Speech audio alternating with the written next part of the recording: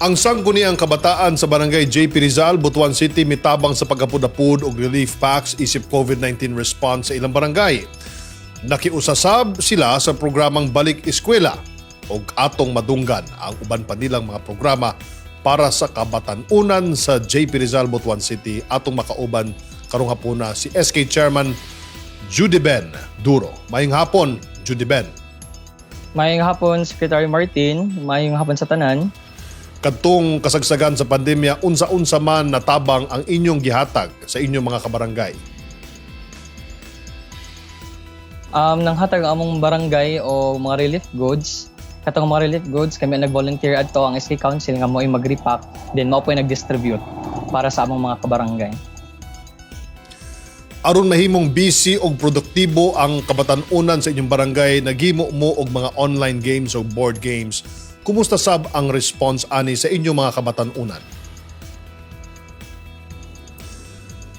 So far, this is our second year sa among palarong JP Rizal, and positive man ang response kay daghan ang naka-appeal, di lang kadtong mga kabatan-unan nga magduwa og basketball, apil na sa itong mga kabatan-unan nga nagduwa og chess, ag uban mga board games nga katong mga wala sa una nga duwa, naapilan nila karong tuiga.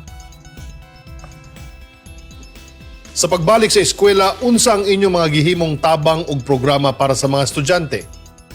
Sa among ikaduhang tuig na naghimo mi sa among Balik Eskwela project, last year naghatag mi og mga school supplies dito sa eskwelahan nga duol diri sa amo. Karon nga tuiga nihatag mi og mga bond paper, printer ug ink para sa paghimo sa mga module. Mensahe nimo alang sa imong isig kabatan-unan labi na sa kabatan-unan sa JP Rizal, Butuan City. Okay, salamat Otro, Secretary Martin Andanar, and sa programa sa Bisaya Gyud ka gitagaan mi og pribileyo nga ma-interview ug ma-invite aning inyong programa. This is my first time no nga ma-invite and mapangutana regarding sa mga buhatonon sa mga SK. Ug salamat kaayo kay na showcase nako ug akong na-share sa inyo nga unsa ka aktibo ang among SK Council diri sa among barangay. Daghang salamat ug mayong hapon sa tanan. Daghang salamat sa imong oras, Judy Ben Duro, sangguniang kabataan sa JP Rizal, Butuan City.